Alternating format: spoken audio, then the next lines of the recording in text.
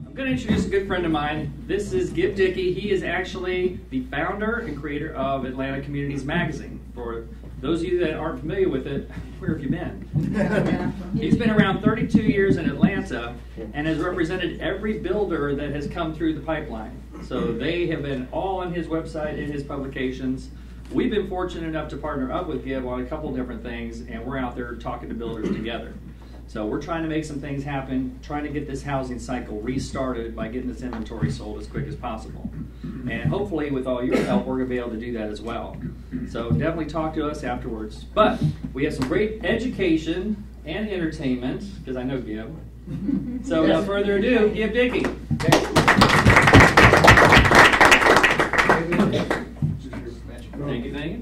Okay, yes, I am Gibb Dickey. For 32 years, I've published this, Communities Magazine. It was a directory of every single new home subdivision in Metro Atlanta. At the time, there were about 2,300 of them in Metro Atlanta. We located them all on maps. We gave the prices, the phone numbers, the directions and how to get there, all that sort of thing, on every subdivision that was out there to help home shoppers find all their choices. Well, as we were going through that process, we've learned a lot about the market. So I want to share some of that with you from people that I've worked with. I actually got into this business back in 1968 when I was still in college, and got into the business just in time to be part of a slump in the Florida condominium market. And I then shifted around, came up to Georgia, got in time for the 1970s slump in the real estate market. And hello, we're back into something that I've never seen before, that is this disaster that we call the real estate market these days. Couple of numbers for you. In 2006, we were pretty much at the top of the market in Atlanta. Things were good. We thought they'd go on forever, as did everybody else.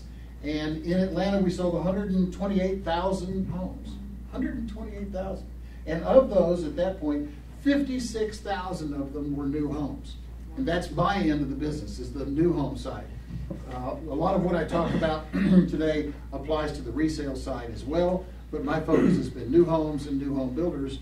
And that's an important part of this business, because that's the part that puts people to work. When somebody buys a resale house, well, that's nice, but when they build a house, it puts people to work right here in Atlanta. And goodness knows we need a construction industry back, but we don't have one right now. So, 2006, 128,000 sales. How did we do in 2009? 64,000 sales. Half of what they were at the peak of the market. But even worse, on the construction side, one of the reasons employment is hurting so bad, we dropped from 56,000 homes built and sold in 2006 to 11,000 in 2009. That's why we're hurting. And amazingly, from 2006 to 2010 this year, prices of new home construction are only down about 4%. Why is that? Well, it's because nobody's building houses in Jackson County, Paulding County, county to county. They're not building way out there anymore. The houses that are being built and sold are a little closer in. So individually, house by house, yeah, prices are down a lot. But when you look at the actual data, the average price of new homes in Atlanta in 2010 is down only 4%. Let's see, you don't care about that. Oh, last July, and some of these numbers come from Smart Numbers. They're the experts on what happens in Atlanta. They track every single sale of new homes and resale homes. They plot them on maps, they database them, they do a lot of things with them. If you're working with a builder or a bank trying to figure out what the market is for the lots that they've got, Smart Numbers is where you go to get that information. So I talked to John Hunt of Smart Numbers yesterday, and we gave me some updates. And frankly, as I said to someone, after having lunch with him yesterday and getting an update on the market, I wanted to go home, go to bed, pull the covers over me. It's nothing pretty to tell you. So last July, Smart Numbers said we've hit bottom. This is the bottom. Now, that doesn't mean we start bing and go right back up. It means we're going to grind along the bottom for a while. July 2009, hit bottom. July 2009, we had 1,300 new home sales. In July 2010, we had 600 new home sales. Wow. A drop of half from where they thought the bottom was. Yeah, so it's awful. So what can I tell you? Wow. It's just, so what I'm going to try to do today is to go from sort of the big picture of the market down to you working with a prospect in whatever business you're in, or your wife, or whoever it is you're working with. So I'm starting with the big picture of Metro Atlanta, and bear with me, I'm going to go down to my notes because some of this stuff is statistical. To give you an idea, in 2006, number one builder in Atlanta was Pulte.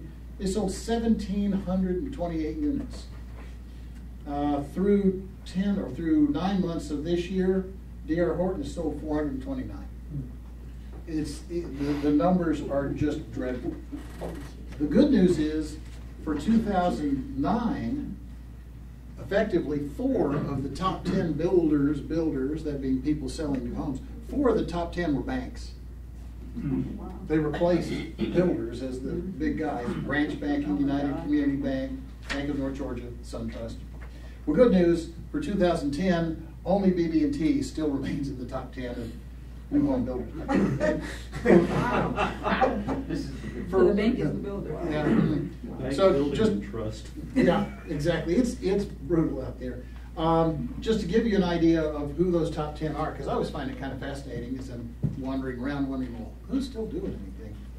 And all of these guys are doing maybe a quarter of what they used to do. But D.R. Horton is the biggest builder in town. If you watched, they are opening new communities. They're out there doing stuff. Why? Your money's coming right out of their own pocket. You see how empty my pocket is. It's coming out of my pocket. But they're building out of pocket. They're not having to go to the bank. Same is true for Pulte, or Pulte/Syntex. They're number 2. Ashton Woods is number 3. Ryland is number 4. BB&T, number 5. Number 6 is John Whelan. And John Whelan is based on number of units. Based on dollars, John Whelan, because his prices are higher, he's like number 3. Then Peachtree Communities. Well, we have there are some seats in here for you guys wandering around the hall if you want to come in. Yes, please do. I promise not to do anything frightening. Come in. Anyway, one of the phenomenon we're seeing is what I'm seeing is a boop boop. You know, hi, we're Atrius Homes. Boop boop. No, we're Wilson Parker. We're a whole new company. Hi, we're MDC Homes. Boop boop. No, we're KM Homes. We're the same office. We had all the same people, but no, we're a completely new thing. Well, Peachtree Communities is a boop boop. That's who used to be Legend. That's one of the Bean brothers. Legacy. Legacy. Thank you. And then number 8 is Trayton. Number 9 is Crown. And number 10 is Atrius, who whoop, whoop, doesn't even exist anymore, but their houses are still out there. So that's who the top 10 builders are, just as a sort of a matter of interest. So what am I seeing for buyers in the marketplace? Well, now, well, I guess I should continue the story of Communities Magazine, sad though it may be. For 32 years, we were the place to advertise new homes. We were the place to find information about new homes. We were the place that builders would go to find out who their competition was. We were adding generally about 60 new subdivisions every 60 days.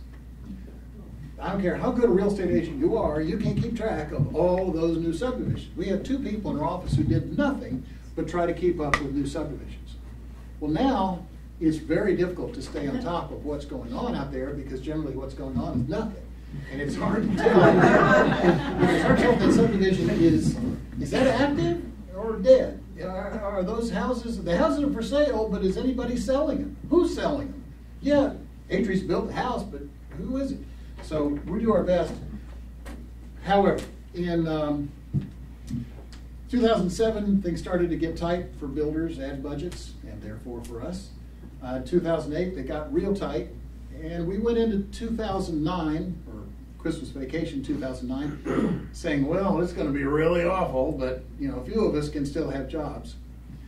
At the National Association of Home Builders Convention in Texas, in the 4-day convention, generally in the first day, the economist for the NAHB speaks. He spoke, and within 48 hours, 100% of our remaining business canceled. So we went, whoop, and that was the end of Communities Magazine and the employees. So now what we are is we are AtlantaCommunities.com. So if you are somebody who's out showing people houses or you have a reason to know, please go to AtlantaCommunities.com. We still have the maps. We still have all the listings. We still have ads from builders that are active out there in the marketplace. So we're still out there, and consumers are finding us. We've been on the web since Netscape 1 back in about 95. Right. A long time ago.